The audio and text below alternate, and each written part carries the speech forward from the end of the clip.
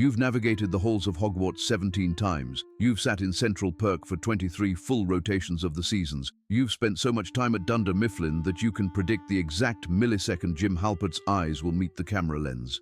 Yet despite a mountain of unplayed titles in your queue, you find your thumb hovering over Season 1, Episode 1 of that same old show. Your partner thinks you've lost your edge.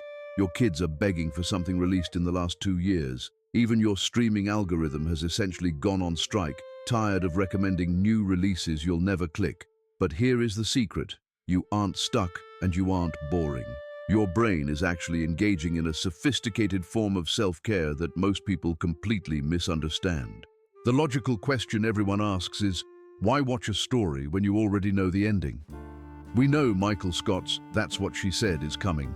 We know Ross and Rachel eventually find their way back to one another. We know the ring ends up in the fires of Mount Doom.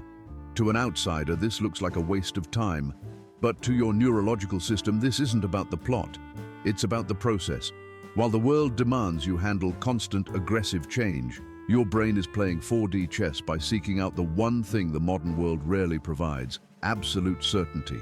Psychologists point toward a phenomenon known as the mere exposure effect. It's a fancy way of saying that our brains are wired to prefer things simply because we are familiar with them. It's why a sitcom from 20 years ago feels more like home than your actual current neighborhood. Familiarity breeds a sense of safety. Every time you rewatch a favorite scene, your brain releases a small hit of dopamine, not because the joke is new, but because your prediction engine was right. In a world where your boss might send a cryptic email at 9 p.m. or the economy might shift overnight, knowing exactly how a fictional conflict resolves is a profound relief. Think about your comfort show. Maybe it's Parks and Recreation, Seinfeld, or Brooklyn Nine-Nine.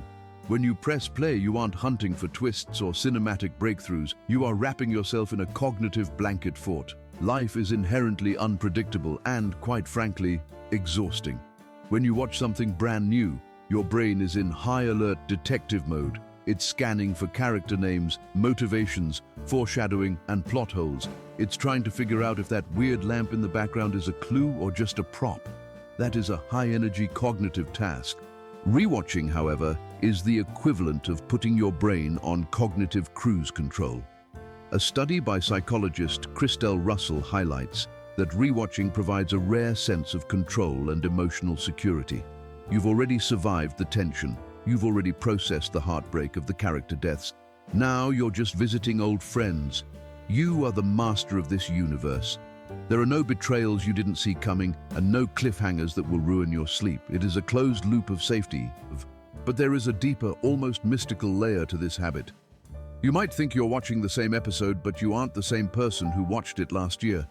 This is the lenticular effect of storytelling. Imagine watching The Lion King as a child. You were Simba, eager to grow up and explore. You watch it in your 30s, and suddenly you are Mufasa, feeling the weight of legacy and the terrifying brevity of time. You watch The Matrix and go from enjoying the leather coats and slow-motion bullets to realizing it's a terrifyingly accurate metaphor for choosing the comfort of a lie over the pain of the truth. The script hasn't changed, but your life experiences have unlocked new emotional doors within the same four walls.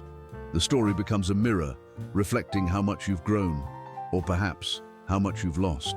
We also have to acknowledge the social time capsule element. Stories are rarely just stories, they are bookmarks in our lives. Maybe you watched Friends with a sibling every Thursday night when appointment TV was still a thing. Maybe The Big Lebowski was the foundation of your entire personality in college. When you rewatch these titles, you aren't just consuming media, you are time traveling. You are reconnecting with the version of yourself that existed before life got complicated, before the mortgage, the career stress, or the loss of loved ones. Sometimes we rewatch because we are grieving. We watch the movie a late parent loved because for 90 minutes, it feels like they are sitting in the chair next to us. It's a way of keeping the people we've lost close through the shared language of a story. Then, there is the very practical issue of decision fatigue. The average adult makes thousands of choices a day, from what to wear to how to word a difficult text message. By the time 8 p.m. rolls around, the idea of choosing a new show feels like another chore. What if the new show is terrible? What if you invest 6 hours and it gets cancelled? What if the ending is unsatisfying? Choosing an old favorite is a zero-risk, high-reward strategy. It is peak emotional efficiency. Why gamble on a stranger when you can hang out with a legend? For many, this isn't just a habit, it's a form of emotional regulation. Dr. Pamela Rutledge notes that familiar media can significantly reduce anxiety. It provides a safe version of sadness or a predictable version of joy. When you cry during that one scene in Toy Story 3 or Good Will Hunting, it's a controlled release. You know the cry is coming, you know when it will end, and you know you'll feel better afterward. It's a weighted blanket for the mind. You aren't avoiding the world. You are recharging your batteries so you can face it again tomorrow. So the next time someone rolls their eyes because you're starting the office for the 20th time, remember that you aren't stuck. You are engaging in a psychologically restorative practice.